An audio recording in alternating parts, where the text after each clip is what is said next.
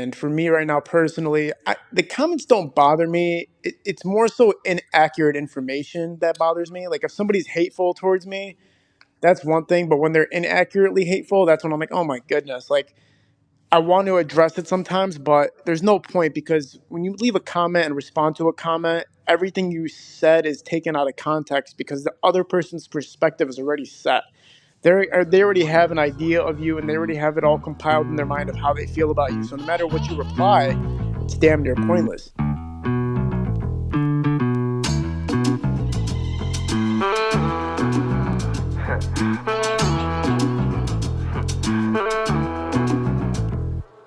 Primo, I just put my team on. Yo, so we're back with another episode of the Preem Pod. We're in a different location, never shot here before. Some of you guys might know this is Rose's studio. And I'm sitting here with a special guest. I'm sitting here with a guy I definitely was looking up to as we got started. So, how I usually like to start, man, who you are, what you do, and why you do it. For sure, man. I go by Kid L. Right now I'm doing podcasting. I'm involved in a lot of production, but primarily right now I'm just doing podcasting in Michigan. Okay. And that most important question is why do you do it? I think that even though it wasn't intended to be what it is now, or it wasn't a passion that was thought out prior to execution, it was just what ended up happening and what I ended up falling for. Doing podcasts wasn't something that was ever really on my mind. Doing interviews was nothing that was ever on my mind. But once the opportunity arose and I got to be a part of it and got to really feel it out, I decided that it was something I was passionate about and I wanted to continue forward with. Dope, dope. For our new listeners and also for yourself, if you weren't aware, our goal here is really just to, anytime we do have a guest, is just to paint them in the most positive light as possible. Why would you do that? You shouldn't do that.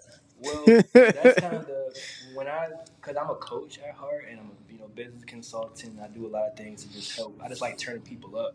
So whenever I'm involved with someone, I also help people with PR and talking the right way. So if I'm getting someone on camera, I would just never want someone's demise or someone to come on my show and then they look worse leaving. Mm, Obviously a lot of times people do that to themselves and it's not my fault. right. But I just like to, even if someone comes on saying I'm about to do this, now I'm like, hey, let's just relax, let's be positive, just because that's just the vibe I'm on now. Yeah, it's up to you, man. Yeah, you set the atmosphere for your show for sure. I understand that. I think this day and age, people when they watch podcasts or when they watch interviews, they're trying to get the truth more than they're trying to see positive or negative. Because in essence, I don't even look at positive or negative when somebody speaks or acts or what they do. More so, what I look at is what's actually internalized in them and what are they doing with that internalization? How are they putting that experience into people's eyes and ears? How are they presenting it? You know what I'm saying? So even if somebody might be doing something that's negative to you, it might be positive to somebody else. And it might be positive for me, it might be negative for somebody else. So that's why I never really look at positive or negative. I just look at what is this person trying to put out in this world. That's how I kind of look at things. That's a good point. Yeah, and I guess positive is probably a broad word. I guess I really just try to, because I mainly want business owners and creatives, just because that's who I coach. So that's my For sure. my underlying evil plan with it. To hopefully be able to coach some of these guys. For But sure. on top of that, anyone that has a talent, I feel like most people with talents or most people with abilities, um, they struggle with packaging it. They struggle with selling themselves. So the main point of the platform, I guess, is to make sure that if you do something that when you come on the show, everyone knows about it. So For it's like sure. if it ends up, if you do something that could be perceived as negative, I'm not going to turn you down. Oh, for sure. For So sure. I like that view on that. But I really want to talk about what's been on my mind because it's like you kind of just let me cook and like what's been on my mind is just self sabotage, just Mm. because I have. I've done a lot of that, and I know so many people in the entrepreneur space or just in general do a lot of that. But for you, what does self sabotage mean just by itself before we even jump into it? I think self sabotage happens when a person isn't really balanced within and they're just normalized to a chaotic lifestyle. And because they're so used to chaos, they feel the need to implement themselves in certain situations that can tear themselves down. For instance, you could say that you want to start being sober and you don't want to drink anymore because drinking leads to you doing actions that have dire repercussions to it. And you could be on like a 7-day streak of not drinking and feeling incredible, and then you could decide like, hey, you know what, one drink won't hurt, or 5 drinks won't hurt, and end up back in that cycle of being very, very, again, self-sabotaging or just destructive and getting back into it. So I think people, when they feel good, they feel this emptiness somewhere, and they feel they need to take action upon that. And sometimes when you take unconscious actions, you end up self-sabotaging yourself. I like that. So the unconscious route. So the conscious route for me is when we're chasing the dopamine. Right. For a lot of people who self sabotage is trying to be happy, trying to just chase people who are, doing fun stuff or doing things that we want to be into. Yeah. Do you have any like stories or times where like that maybe you self sabotage or you saw someone very close self sabotaging? Yeah, I mean, I have a lot of friends in the industry that I watched tear themselves down just because they couldn't just settle with what they had. And not to say settle isn't just say, this is all I'm aiming for, this is the ultimate goal, but to say that when they were going on a more efficient run and when everything was going good for them, they couldn't stop themselves from adding some type of destructive behavior to their success. They just went back to their old routes of having to have things chaotic. So I watched a lot of my friends in the industry not know how to just be simple with it. Like simplicity will get you higher and higher and higher in the ranks. And sometimes when you don't have self control or when you get overly into yourself, you can cause these destructive behaviors and you can literally destroy your career as well as the career of your friends and people around you. For myself personally, I've self sabotaged myself multiple times, and it's just the same reasons. It's like everything is going good, and then something in you is just like, but we got to just do something. We need to throw dynamite in this combination here, and sometimes it works. Sometimes the self sabotage actions benefit you, and sometimes the self sabotage things really destroy you. And you have to, you're almost in timeout when you self sabotage yourself sometimes. Sometimes you're like, oh man, so for the next 2 months, I got to do a bunch of BS because of the fact that I just couldn't stay calm and chill So at this the moment. best The best way to get out of self sabotage circumstances, in my opinion, is to really assess, first of all, why you feel the need to constantly throw dynamite and you're perfectly simple rising. Like when you're doing well, why do you decide to throw dynamite in your wellness? You have to figure out why you're doing that. What's triggering you? What's causing you to feel that there's this emptiness that needs to be filled, and you need to address that emptiness. And you need to stop thinking that you need to overstimulate that emptiness in order for you to feel balanced. Because more than likely, again, when you make unconscious actions and decisions like that, you're actually going to make the hole bigger. That emptiness you feel in you is going to get bigger and bigger and bigger. So you have to learn to sit with that emptiness because there is nothing wrong with that emptiness. That emptiness is a way of your body and your mind collecting itself and also just being very vibrant within. And sometimes people are so uncomfortable with that they need to find out how to enhance that or get rid of that when they don't realize it's actually a blessing to feel like that. It's actually great to feel empty inside. Feeling empty inside is a way that helps you diagnose and figure out where you're at in your life and how to address your life. But again, most people, when they get those stimulating feels, they'll feel the need to throw drugs into the mix, alcohol into the mix, go fight somebody, go start a beef, just go hook up with some random people, like whatever they decide to do with that, that's what they decide to do. Now, when you come to that and you figure that part out, you figure out, okay, what's empty and how do I fill it? How do you come back from that in the public's eyes? You just have to work. Whatever your career is or whatever your societal situation is that you feel the need that you have to fix it, you just have to get back to work and get back into motion. Unfortunately, some things are irreversible for some people. I think when you break certain laws, there are laws and there's certain societal things that you can do that are irreparable to the society's forgiveness. Like they won't forgive you for certain things. For instance, if you murder somebody, like sometimes it's just there's no coming back. There's just no coming back from it. Sometimes, depending on the circumstance, of course, but most of the time it's like, well, now you're that's it, you're done. So there's certain things that are very difficult. But if we're talking about the general person, just like the general average guy, You just have to get back to work, keep working, and then eventually you'll dig yourself out of whatever hole you built for yourself.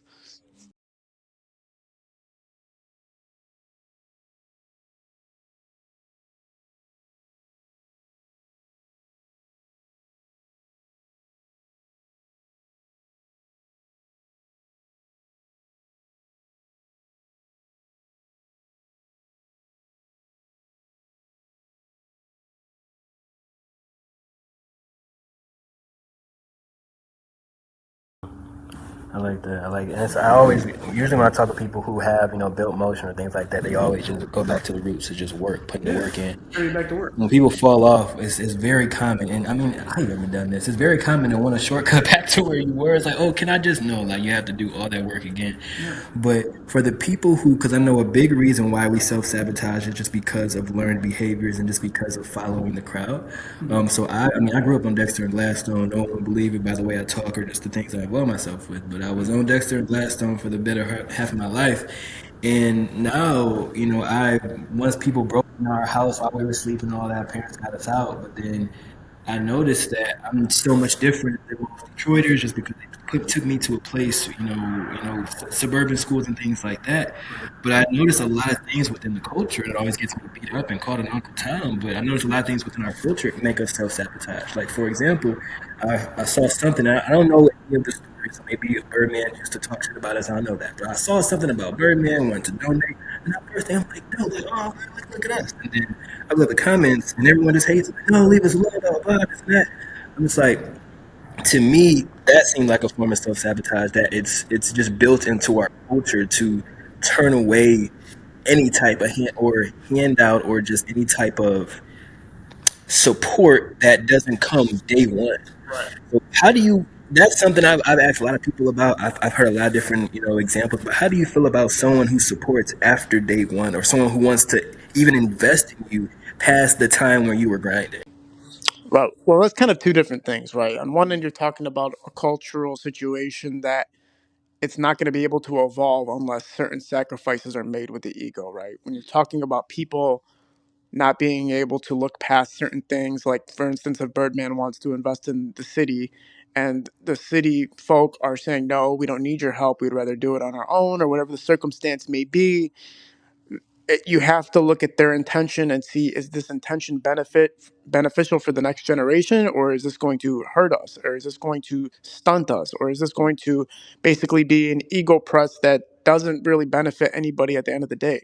It's almost similar to when a lot of rappers will come on my podcast, you know when we talk about looking past certain beefs, because if you look past the beef, and if there's forgiveness on both ends for a mutual beef, I know I'm saying mutual as in a way of saying both people have beef with each other, both people have a problem with each other. A lot of times the rappers will say, well, if there's no blood involved, sometimes people can look past these beefs. But if there is blood involved, if somebody has passed away because of these beefs, then there will never ever be forgiveness between the families. Now, this is something you can look at, and I'm not gonna pass judgment or look at it in any particular way. But I will say you have to look at circumstances like that and say, okay, well, is this beneficial for the culture? At the end of the day, is this beneficial? Is this going to help the next generation or hurt the next generation? You have to look at these things. You have to put these into account. Any culture goes through that. Not just I'm just using hip hop and rap as a reference because those people speak to me about these things personally, and I understand both sides of it. You have to look at, is this going to help the next generation, yes or no? Is forgiving people going to help the next generation? Is accepting donations going to help the next generation? Because is this current state of this generation now, are you happy with it? Let's just say the rappers right now, are you happy with this current state? Are you happy with the way that your families and friends and everybody, their living conditions, where they're at in life, where they're going? Are you happy with this generation? If you look at it and you're happy with it, then good, that's great. But if you're looking at it and you're not, and you're displeased with it, and you look at the factors that, well, blood's been spilled and we can never look past that, but if we did look past that, a lot of things would change. You have to look at that and say, do we make those changes? Is it worth it? Or do we just let the next generation, basically get impacted by the fact that we didn't want to fix the situation or solve the situation? Now, the next part of your question, you're basically saying people who looked supported you before your success, right? Yeah, so a lot of times I see that people basically say you wasn't, fucking with us back then, you can't fuck with us now. My question is, when is back then and what's the cutoff? Because I honestly did not post anything about the Lions on purpose just because I never watched football, just because we always sucked and I don't like football that much. But I'm like, oh, it's cool, we're doing well. But I saw how many people got just destroyed for just supporting the damn city. So I was like, I'll leave it out. I mean, I wanted to, I thought it was cool, but I didn't want to partake in that. With So the I'm Lions, you got to give it. If you weren't a bandwagon fan of the Lions, you got to give it a year before you can hop on the bandwagon. If we won the Super Bowl this year and you've never watched a Lions game, you cannot act like you were a Lions fan. You can't even wear a shirt. You just have to be like, all right, man, I see y'all, I see y'all. And the next year, you can slowly start wearing some socks, maybe some Lion socks. Like nobody can for real see it. Like maybe if you like tie your shoe real quick. But at the end of the day, no, it's an unwritten rule, man. You can't just hop on a bandwagon. It's like you weren't loyal and now you want to be loyal. It's almost like if you're dating a girl and then you're about to break up with her, but then she gets rich out of nowhere and you're like, oh wait, wait, I love you. I was never gonna leave you. It's almost like, well, what the fuck is going on here? Like, are you loyal? Are you not loyal? Are you really committed to this? Do you really care about me? So with the Lions, you have to give it a year before you can say you're a Lions fan or supportive of the Lions if you never were before.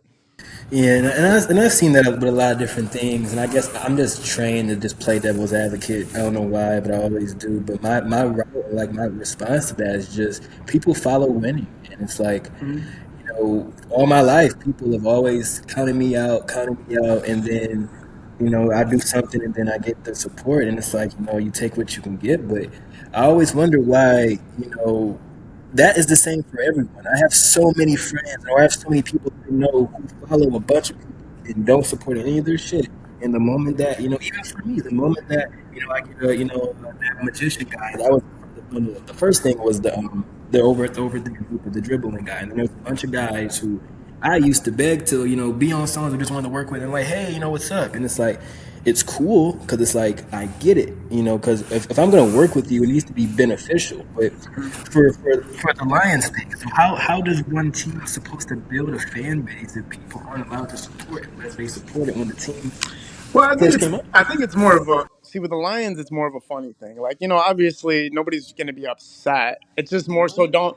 You know what it really is. It's people are always going to be upset, right? Obviously, like they're going to be like a little. There's gonna, especially with social media and stuff like that. They're talking shit. I don't think anybody's actually fucking upset. They might be, reactive, but I don't think they're actually truly upset. If you were in the same room with these people and you were chilling watching the Lions win and they knew you never watched the Lions, they would just be like, man, shut the fuck up. You never watched Premium. You never watched the fucking Lions. Shut the fuck up. That's how they would be with it. They wouldn't. On social media, we interpret things a little bit more meaner. Like you weren't there, you weren't feeling it, and that person could just be typing it like, man, shut the fuck up. Y'all weren't there, so you can't really take it social. You can't take social media's comments and activity and be too totally reactive towards it. But with the Lions, yeah, bro, anything. Pistons right now. I haven't been watching the Pistons in years. If the Pistons somehow next year win a championship, I'm not gonna be like I was always there. I'm gonna be like, man, fuck, I fucked up, y'all got this one. So I actually bought this hat after we won like our first couple games, and then we stopped winning after Yeah, that. yeah, So it's like I tried to support them from the beginning of the season because we have a great lineup. But yeah, bro. But yes. the next thing I wanted to really touch on with back to self sabotage was just the ego part of it. Because I do a lot of coaching. I work with a lot of business owners, and I have a lot of things I know how to do, and there's a lot of things I can do for clients. And there's so many people who would rather would rather trade their time than trade their money to get things done. And I found as you start to build motion, or as you start to, people depending on you, you need to start switching to the trading your money Right. for things to get done. Because just because I've learned, just because you can do something doesn't mean you have to or you should. And for you, I want to know your thoughts on that with people who are saying, "Oh, I can do that, so I'll just do it myself." Because it's Right. like we can do everything. Like there's so many things that we all can do, but Right. we're only one person. Well, so there's no blueprint to entertainment. Like nobody knows the actual roadmap to being successful, because there are some people that, for instance, like Certified Trapper is a rapper that I heard. He does all of his own work. Like he shoots his own videos, mixes his own beats, everything. Like just the whole process of production for his content is done by him for the most part. Some people can succeed like that. Babytron records himself in the studio. You know what I'm saying? Sometimes he mixes and masters himself. These are instances of people that are just taking the whole hands-on approach and finding a high level of success while doing it. But then there's some people that they're only good at focusing on one skill trade, and some people try to run themselves thin by trying to do too many things at once. You might not be capable of being a rapper that also shoots his own videos, that also mixes his own music, that also, books his own gigs and everything like that. You might not be capable of that. You might be only good at being an artist. And so most of the time, those people need to find managers and coordinators and people to kind of take control of that end for them. So people at the end of the day, they don't want to pay money and they'd rather do it themselves. But that just takes you out of being a master at a skill. You know what I'm saying? It's going to take you out of that element at the end of the day. Not everybody can do what everybody else is doing. Not everybody can do what Babytron is doing. Not everybody can do what Certified as Trapper is doing when they create their own productions and produce themselves. Some people need to just focus on being an artist and nothing else but an artist at the end of the day. I like that, yeah. And I actually speak about that from experience just because right now host both of the podcasts, like all of them. Now that's why I actually moved to remote because it was harder to try to because I was in person a lot of times. The cameraman and the bounce back and forth, editing the content, the social media, trying to do the music, the coaching, and things like that. And Right. I've had days where I just you sit there and it's like the overwhelming task just drown you. It just kills you. So I speak on that because it's really hard to try to grow when you're trying to master so many things at once. And a lot of times we're forgetting to master these things. We're just adding them on our plate and just thinking because we're doing a bunch of things we're good. Yeah. But for you, was there a time or maybe a year or just a point in time where you went from doing it all to Yeah, so in the beginning of my career, I was completely hands on with my camera and hands on with editing. I wouldn't let anybody touch the camera operations, the editing operations. It took a long time for me to trust somebody else to run the camera operations. And once I found the right person for it, I felt very comfortable. And I knew he was better than me. I knew he had more skill than me. Shout out High Low Visuals. I knew he was better than me, and I knew he was more skillful, and he took instruction well, and he also had his own creative insight. So it was trustworthy to put it in his hands. We made fair arrangements as far as payments and everything's concerned. So it didn't destroy my pockets, and it also made him be able to have a living for himself.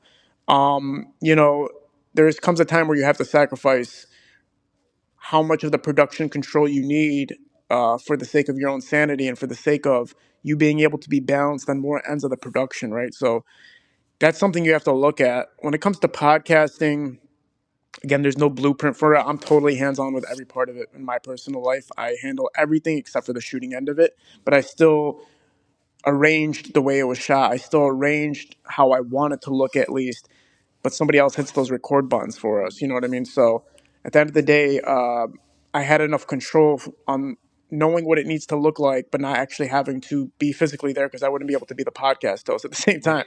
But when it comes to the editing process, I'm full hands on, making sure I watch and delegate everything.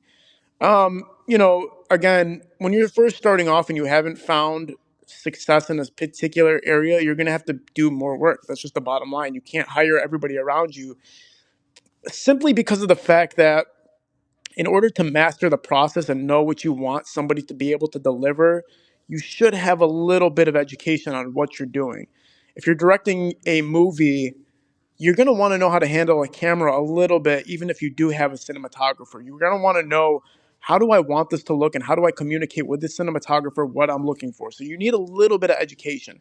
Some people do get away with it. Some people can literally just hire a team to do every single particular area that they're weak at. But it's still good to be educated on everything. And the only way to be educated on everything is free school, which is basically you doing it yourself first. You get the equipment yourself, you get it shot, you do it yourself, you build that experience, you get those reps in, and then you can start hiring people when you can't do it yourself anymore. If you started getting busy enough with your podcast where it's like, okay, I cannot handle the video end of things anymore, I need to get somebody, then that's when you get somebody.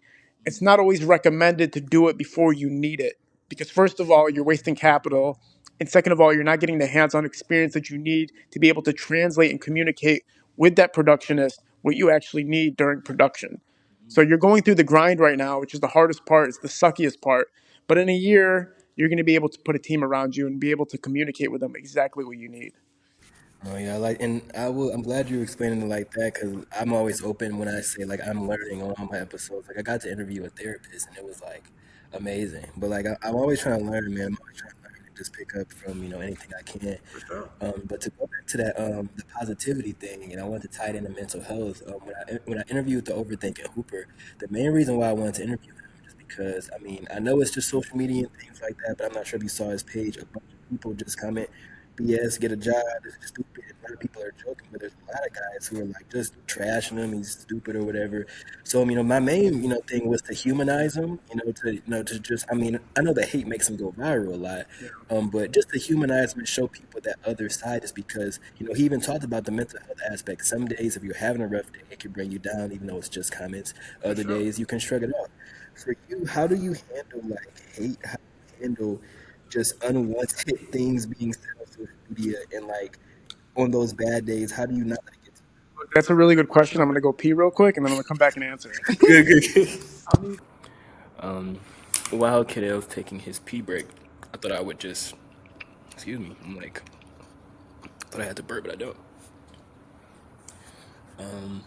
Just appreciate everyone who's supported so far. I just want to say that really quick, just because I was thinking about it, and we usually these episodes kind of come and go, and I usually forget to say it, but yeah, I just really appreciate everyone who's been tuning in and just reaching out, and even people maybe who didn't used to support me and support me now. Like it's totally fine. It's sometimes it's hard to see a vision before it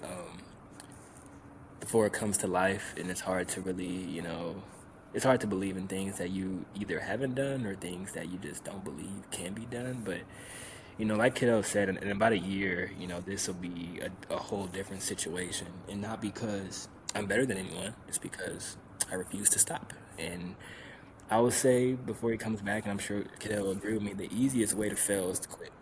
And it's as simple as that. When it comes to podcasting, I've seen so many podcast pages, that posted a few episodes, they were so excited, and then they stopped. Um, I'm gonna ask him about this when he comes back. But one of the biggest reasons is because you guys aren't recording. You guys aren't pre-recording things, and people call it cheating, or people say it isn't genuine, or whatever the case may be. But you need to pre-record your episodes weeks in advance because bad things happen. You might wake up one day, but you might wake up one day and you don't want to do this. You might wake up one day and mental health is just shot. You're feeling awful. You might wake up one day and someone stole your equipment.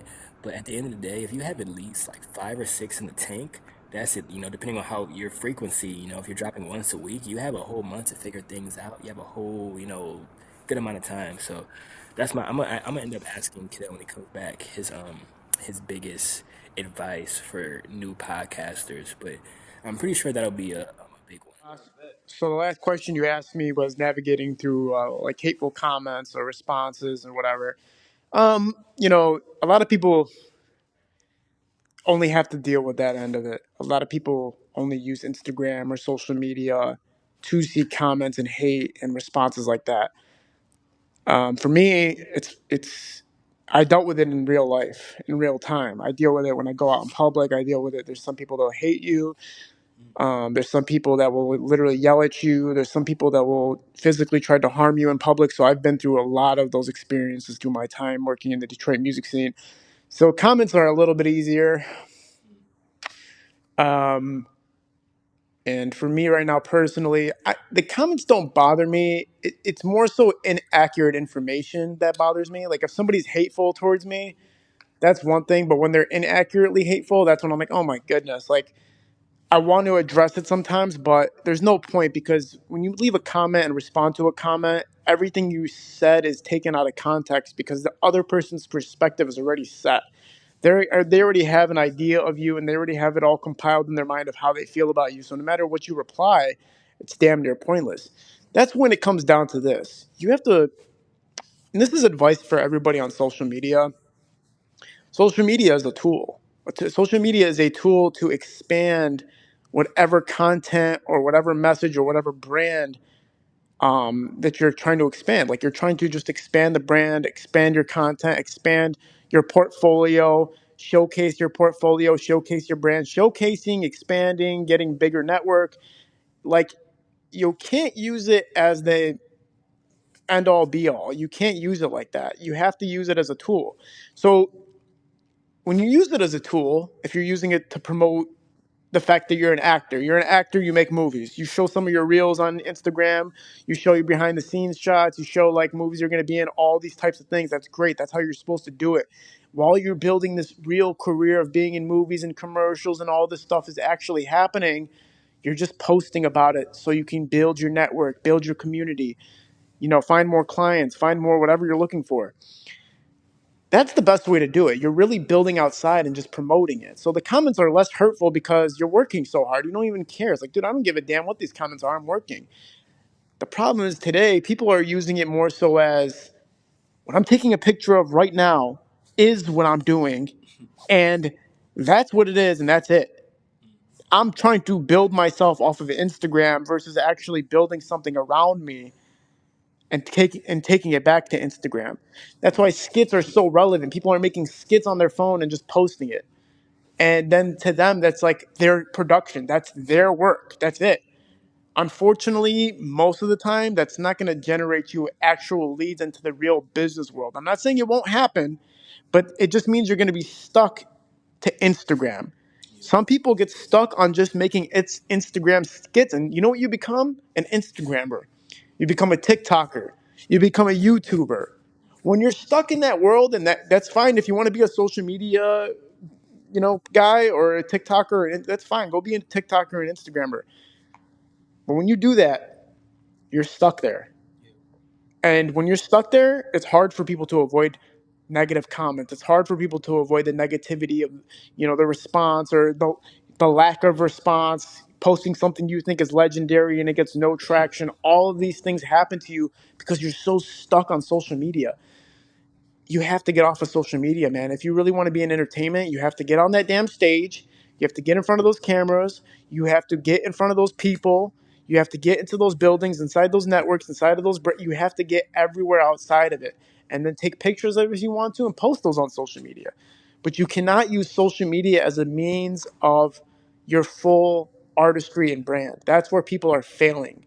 It's made us content. Social media made us content to limit ourselves to be happy with the fact that we're just getting attention off of social media, but it doesn't really translate into profits. It doesn't really translate into something that's more meaningful or substance based. Mm.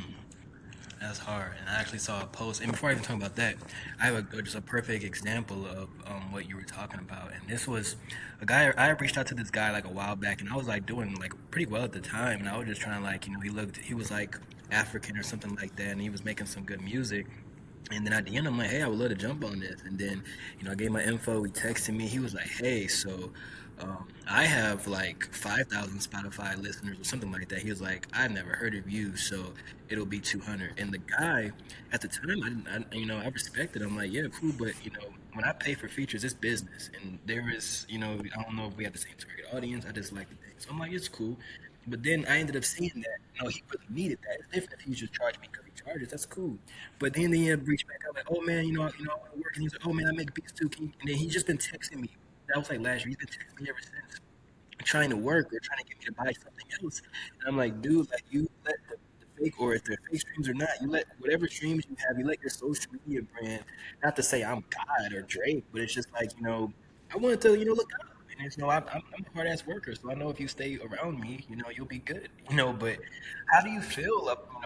How do you feel to get out of that mindset? What do you think you need to do to get out of that mindset? Because I know a lot of people who look at their social media and think that not to say means something, because it means something if you're monetizing it. But how do you get out of that mindset of just I'm rich and famous because I have comments Yeah, well, or views? nobody's ever going to get out of it if that's what they want to be. If you want, like I said, if you want to be a TikToker, an Instagrammer, and a YouTuber, that's your mean of success and that's your mean of financial stability, then people are always going to leverage their social media accounts. They're always going to leverage their popularity and what they can generate for you at the end of the day. And that's why I personally don't like dealing with social media people.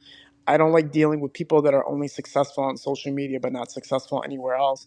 Because generally speaking, social media lacks a substantial amount of substance. At the end of the day, if you compare watching a movie versus watching a short 1 minute TikTok. I've never been moved by a TikTok. I've never been moved by an Instagram post. I've never been moved by your story repost of what Rihanna said.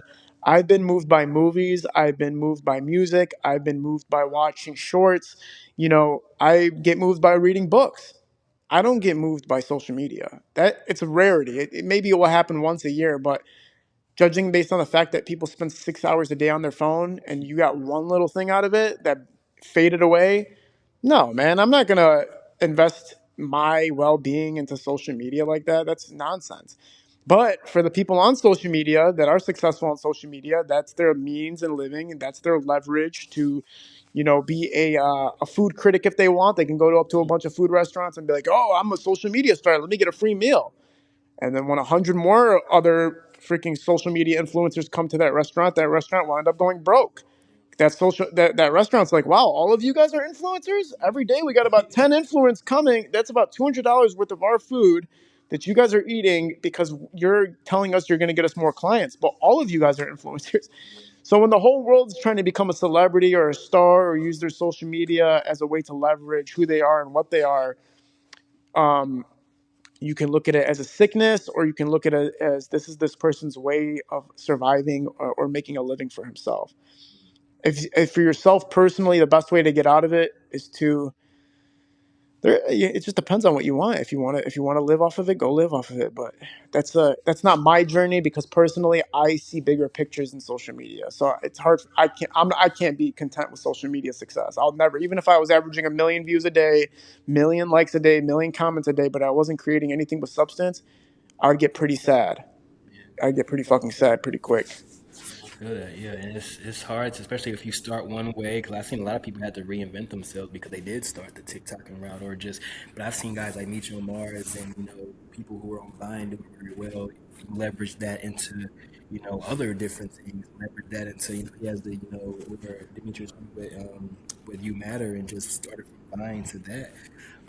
For you, like, how do you or like I guess a better question is what's next? Because I mean, I wouldn't say that you just conquered social media, but I mean, in the city, the biggest podcaster in the city, you've done a lot, online, got some good views. Like you said, I know you're not content with that. What would make you content? Do you think?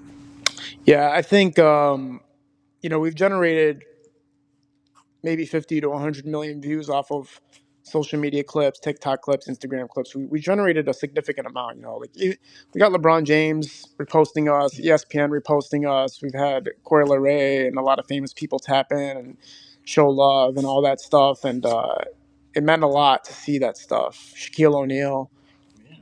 Snoop Dogg reposted us. So, and this is all just off of them seeing it and just reposting it. So Shaquille O'Neal is, probably one of the biggest figures in the history of basketball. LeBron James is right now the biggest successor in NBA. We've had, like I said, Snoop Dogg's one of the biggest rappers of all time. So when you get that level of exposure and you feel that and you see it happening, and you want more, that's when this isn't it. This isn't it. Because I shouldn't want more if I'm already getting the highest level of exposure and people at the highest levels are seeing it and we're still not content, that means this is not it.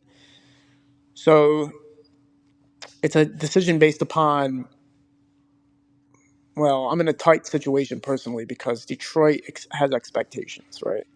And I do feel obligated in a way to help fulfill some of those expectations. Because at the end of the day, without Detroit, I wouldn't have been in a position to have a name, because the access that I was granted and the trust that I was given allowed me to build the platform to where it is today.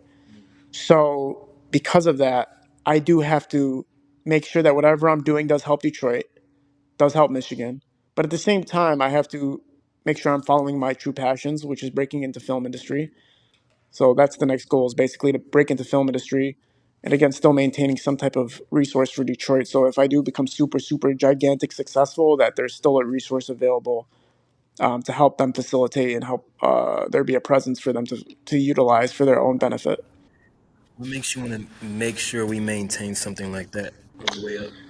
Well, I think everybody that's ever been a part of something like a community like this, they owe it to each other to always make sure everybody's good when you leave, or at least try to do something that's going to have some type of continuous return. If you do a one-time thing, like let's say I blew up, I made movies, and I became Hollywood. Kid L is a Hollywood director now. He's the next Quentin Tarantino.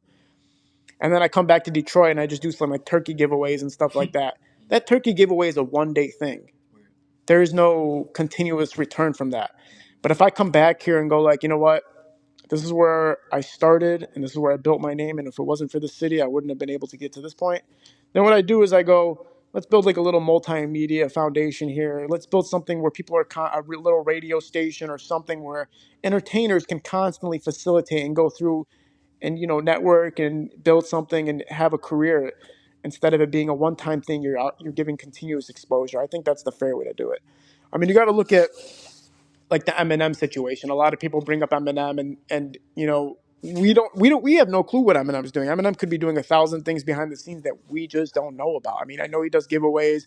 He shouts out artists from time to time. He shows up at community events, Lions games, and stuff like that. Nobody knows. He opened up some restaurants in Detroit. Nobody knows exactly what he's contributing to and not contributing to, but the judgment is, it's like, can we just get something that we see? Can we get something we know? Can we get something that is helping these artists? Can we get a shout out? Can we get spotlight on the city?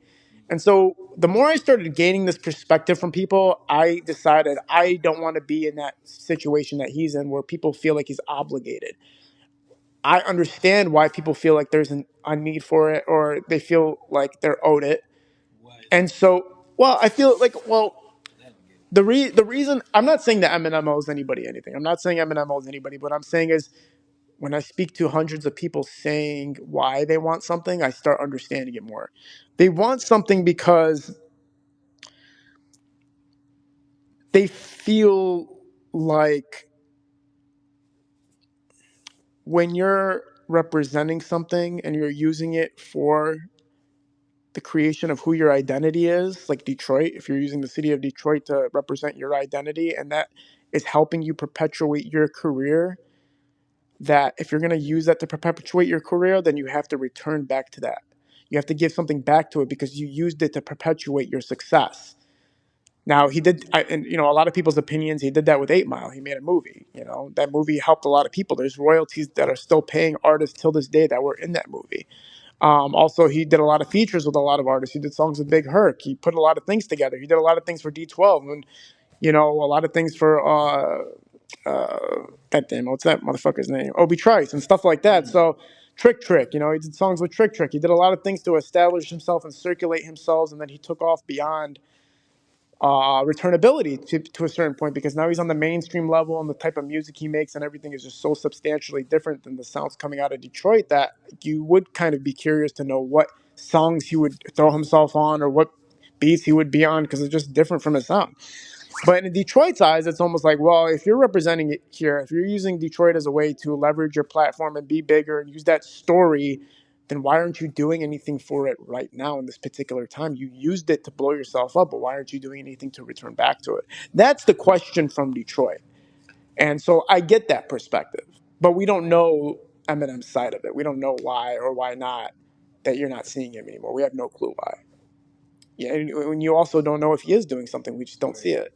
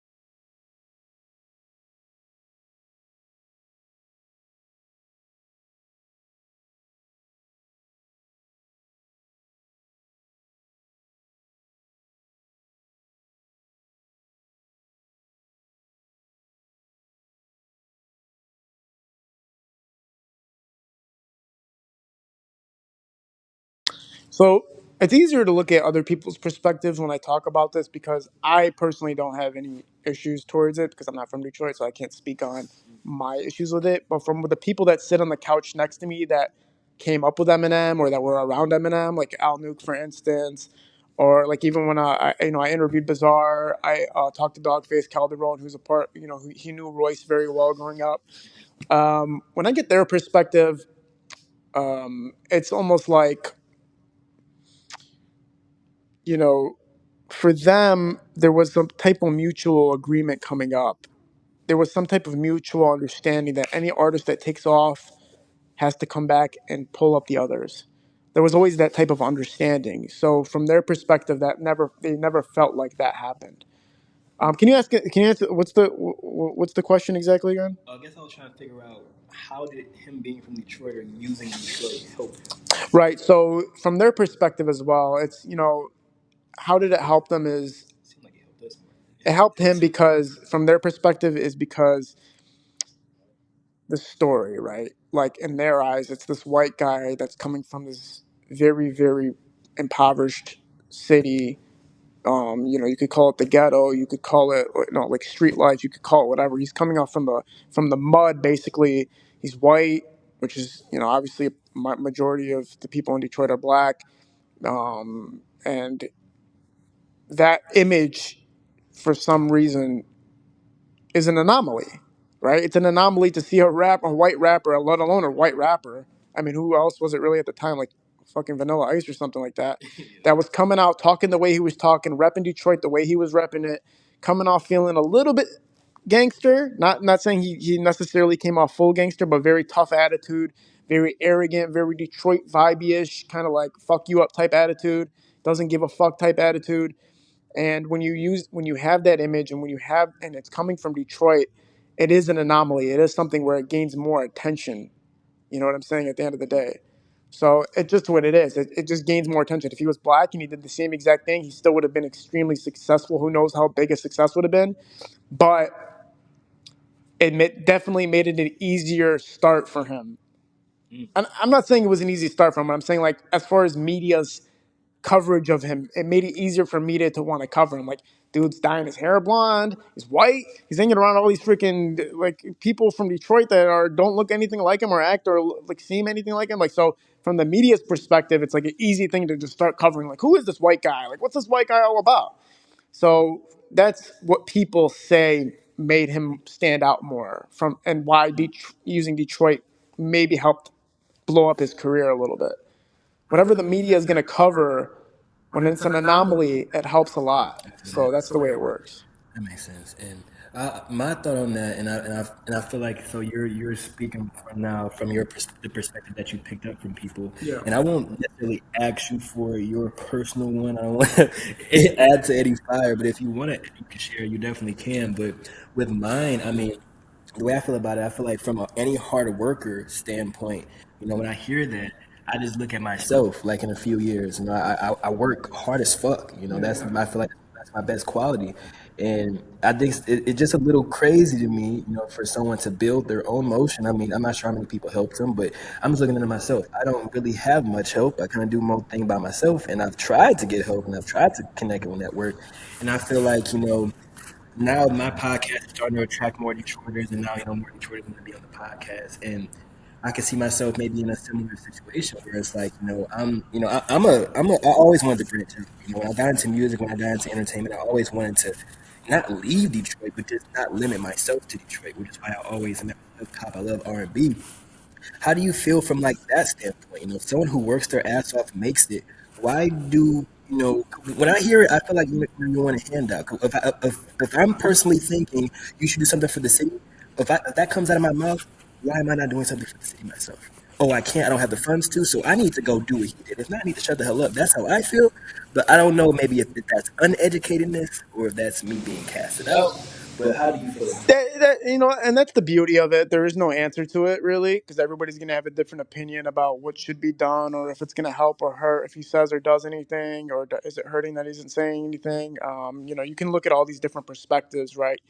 Um, entertainers, at the end of the day, the good entertainers, the ones that actually care about people, leave footprints, or they'll leave inspiration somewhere. And so if you watch a lot of Eminem's interviews and if you listen to a lot of his music, you can tell that the guy was very intensely involved in his work, just like Kobe Bryant was very intensely involved in his work. And when you look at some of the greatest figures in sports, Kobe's one of the greatest figures in sports. And when you look at rap, Eminem is one of the greatest figures in rap, right? So they leave tidbits in their interviews like, this is what I did. This is how I did it. This is what you got to do. Like, I was in the studio every single day. I treated it like a 9 to 5 job. I literally, just read the dictionary, made rhymes out of every single word in the dictionary. I tried to rhyme every word. Like, he's doing all these things to tell you, like, I worked my ass off. Basically, Eminem is basically saying, like, bro, I literally sweated blood, sweat and tears, whatever the hell, for this industry. Like, that's what I did to succeed. So in order for you to get where I'm at or to have a conversation with me, you got to do that same damn thing. Why is he going to Lions games? Because Lions and NFL players are the elite of the elite. They're the best of the best, and you're representing the city of Detroit, and you're representing what that is. Now,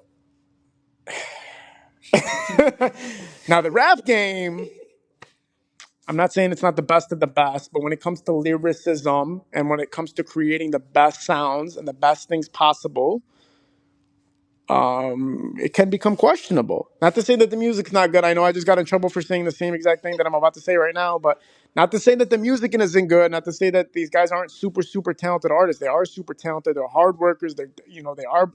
It is blood, sweat, and tears with them as well. But is it at the same level?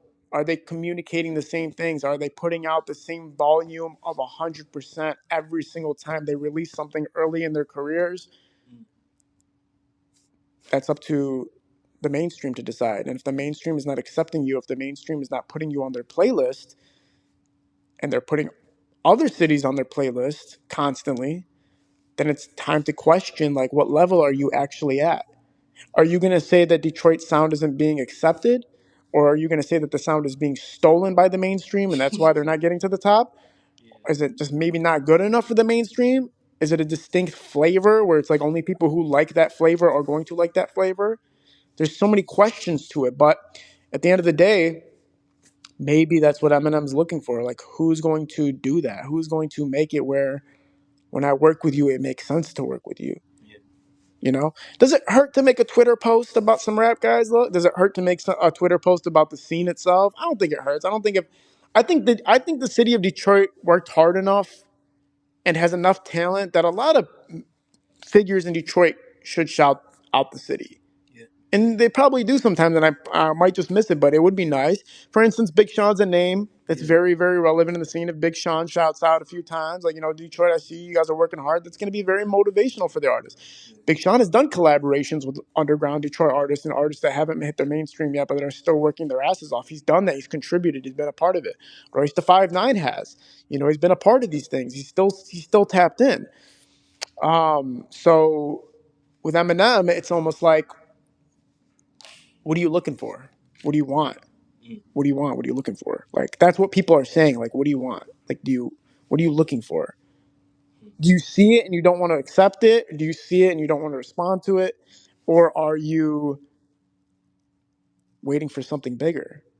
Or are you waiting to set an example? When you look at the T Grizzly situation with Eminem, and this is all, again, just from hearing what other people are saying, but when Royce the 5'9" went on the Breakfast Club and said that T Grizzly and Eminem were supposed to do a collaboration until he felt like T Grizzly dissed Eminem, and they stopped that.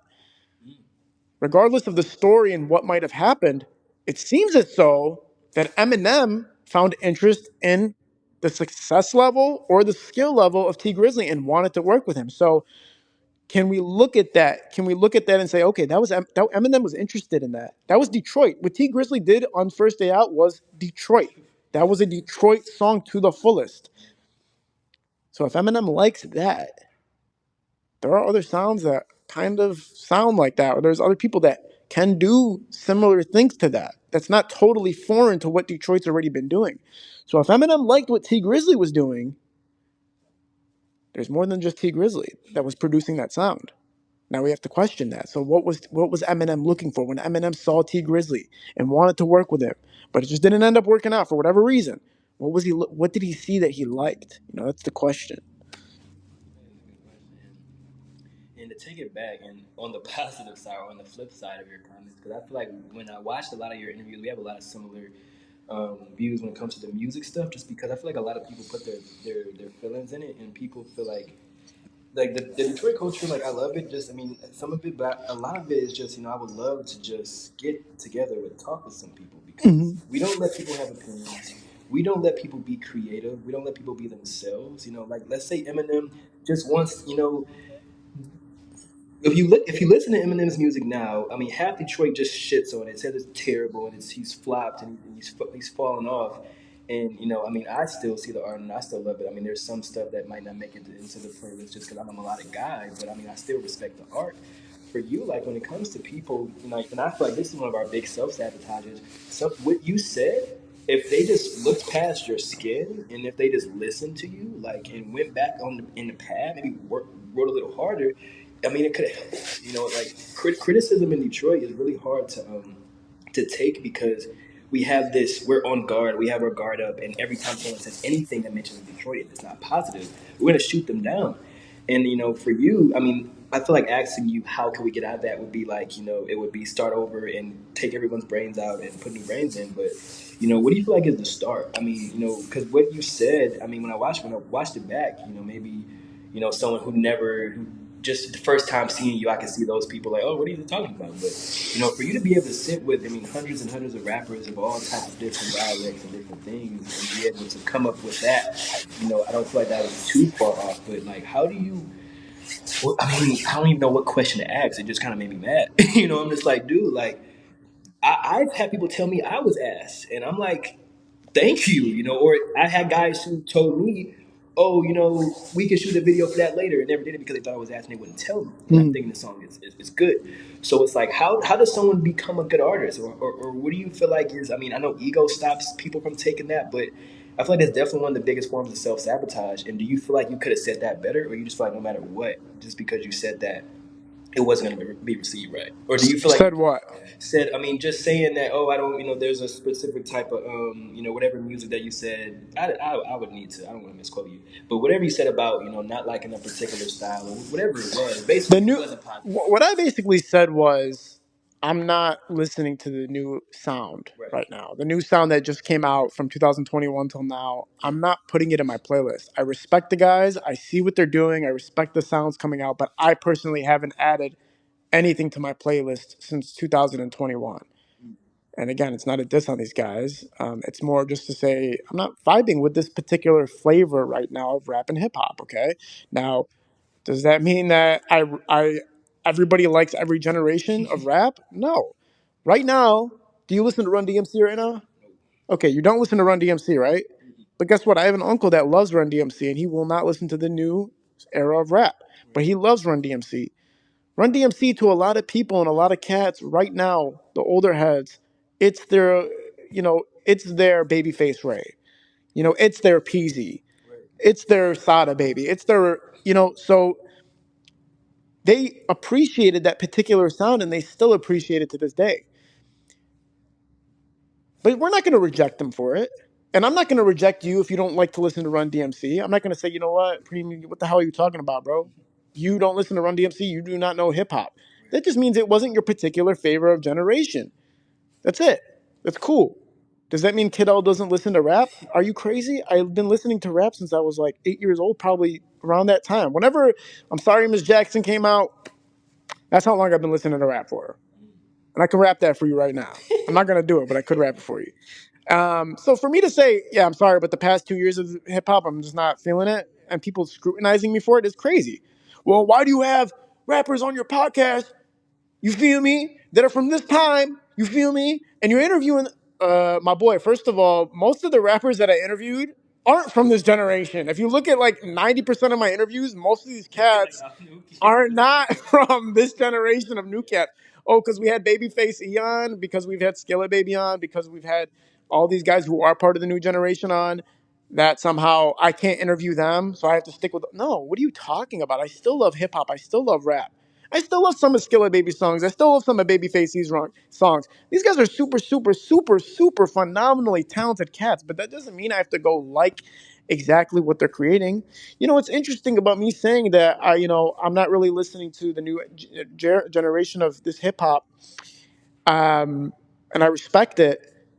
It's funny that people got so upset with me when V's came out and said damn near the same thing. He said this dead man music we need to stop with the dead man music.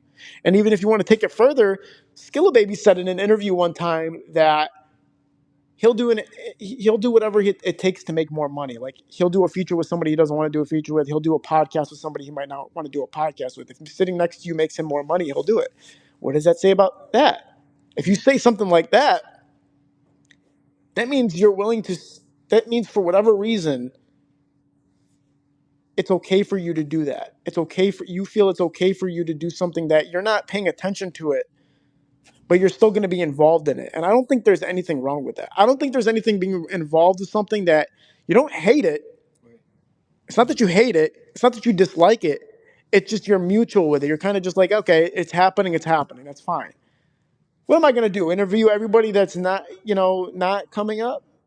Like, you know what I'm saying? Like, you interview everybody that's a part of it because you are a part of it. At the end of the day, just because I don't like the newer generation doesn't mean I don't want to be a part of it still. I do want to see these cats develop. I do want to see them take it to the next level. I do want to see how they carry themselves as an artist, as a character. I do want to see how they entertain. And I do want to hear their opinions on life and their success and what they're going through. And that's the beauty of interviews. I'm not sitting with this rapper telling him to rap. I'm not sitting with this rapper telling him to rap his lyrics and name off all of the meanings for his lyrics and his songs. I'm sitting here having a genuine conversation with him to figure out who he is and what he's about. So for people to get freaked out about what I said, it was just a reason for everybody that already hated me to establish their hatred towards me and everybody that loves me to support me. That's all that happened with the situation. Argue it would keep going. I would argue it would probably like the definition. I don't know what the definition of culture vulture is. I'm sure everybody has their own definition, but I would say being a culture vulture would have been you saying like you truly not liking it and you saying you like it, because that would be okay. I'm just going to say whatever I can to get you guys to follow me, and that's when I feel like that's where it gets ungenuine when people are just I'm gonna like your music, but I don't feel like you need to like my music to sit next to me. Like about a year ago, like maybe even about a year ago, like I'm not. Clear's been so consistent for so long, so I don't know when he started. I'm not acting like I do. I remember there was a time where I'm like, bro, I looked at Rose, I'm like, what the fuck is this? And Rose was like, no, bro, you're really fuck that, bro. I'm not gonna know. But then he made me become a fan. But if I sat down with him last year, I would not lie to him and say, oh, I love your music, dude. Because I'm like, I love your consistency. I love your hard work. And that's the funny part. I don't listen to I've had Kluner on my podcast, I think 3 times. I don't listen to his music. I shot a music video for Kluner with Sada Baby. Kluner and Sada Baby. I shot a music video. Oh, you hear that I, one? I don't listen to Kluner, but I love Kluner. I love his personality. I love when I see him on my screen. I love hearing him talk. I love when he's on my podcast and he elaborates about himself. I love him as a person. So when he's on my podcast, I feel great about it. But I don't listen to his music. Does that mean I'm a culture vulture? I don't listen to. No, man. There's so many different angles and ways of talking to somebody that has nothing to do with their music. And again, if I hop out now, if I go, well, I'm not listening to 2023 and 2024, so I got to not interview until I feel like I'm back with rap again, then I'll never get to understand what the new sound is, where the new sound is coming from by the time it comes out. Because in 2025, there could be a whole new break of sound for all these different rappers. I made a claim about Babytron a couple of years ago. Somebody was interviewing me, and I said, they asked me about Babytron and how I felt about him. And I said, I think Babytron is giving you guys little things, but he's going to develop a sound in a couple of years that's going to blow your mind. And he did it. He did exactly what I knew he was going to do. He brought out something completely different, something unheard of. And because I focused on him, not because I listened to his music, but because I paid attention to him just by looking at him, just by hearing sounds, I became a fan of him. I became a fan of Babytron not because of his music, but because of how he carried himself, how he developed himself as an artist, how he portrayed who he is. The sounds, the intricacy, the dedication. That's what made me a fan of Babytron, and that's what makes you a fan of hip hop. Not just the lyrics, not just the songs, but the actual individual artists themselves. So fuck you guys. That's pretty much what I'm trying to say. No, well said on that. Well said on that. And I'll actually say, I mean, there's a bunch of artists I discovered because, I mean, a lot of my friends know, but people will start to learn that I'm a little out of tune with a lot of this just specific Detroit things. I was just raised differently, and I wasn't raised to just because I came from something that's a part of me, especially because most of my life people told me I'm not black, or I want to, because I do business, I'm a sellout, or because I moved out to a nice area once I had some money that I don't love Detroit. So I've been always told that because I don't follow the status quo, I'm not from here. So that might be another reason why there's a little bit of less connection. But seeing him succeed in an interview, I had seen him before, or I had heard his music before, but I became a fan. I'm like, it was funny. And a lot of other people on your podcast, and that's I wanted to wrap it up with some just podcasting in general because I mean it's definitely it's blowing up. A lot of people are starting them and quitting and starting them and having success. Yes. When you went to the bathroom, I kind of just was speaking to the viewers just a little bit about this. For you, what do you feel like is the biggest reason why people start a podcast and it fails, or they just inevitably stop? I I think think monetization. monetization is the biggest reason that most people are starting anything in the entertainment industry. They look at something and they think they can do it, so they go start it on their own and they figure out, oh, this isn't as easy as I thought. When I first started doing this, I thought I was just going to interview people and charge them $100 a person, and I was going to generate $500 to $1,000 a week supplementary income while building my fame. And then they realized, no, there's a lot of intricacies to doing podcasts and making a podcast successful. And um, a lot of times they'll mimic what other podcasts are doing, or they'll mimic, what their friends are doing, or whoever's successful. And that's also the root of all failure, because the reason certain podcasts stand out is because they're organic, because there's a flavor to it, because there's a subtle nuance and naturality to it that people appreciate. For mine, if you look at my studio setup, it's literally a couch and two microphones. We didn't make spend $10,000 on a whole podcast setup and go, this is our podcast, and start it and become successful. But look how many people did do that. Look how many people do go spend a $20,000 for set design, cameraman, crew, and all those things just to do 5 episodes and close out.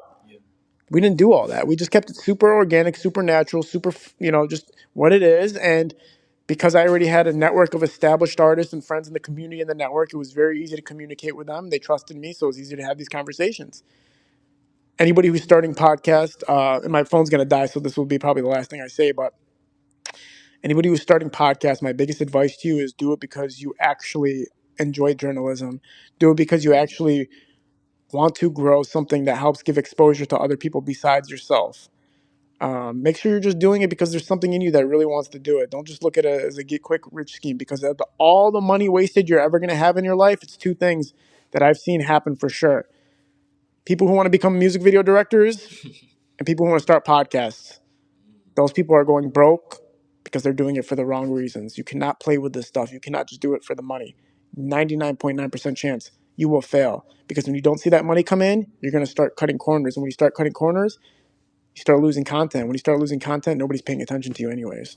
So that's the last thing I can say, guys. I appreciate you, man. Thank you for doing this podcast. I appreciate you, man. Thank you for having me on here and getting my story out. I'm at 1% battery, so I'm going to sign this thing off. Peace.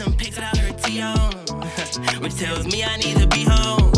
Nigga got chips like casino, cheese like Cheeto. My fit cost plenty, but this cream hoodie heavy, so I need my Dio.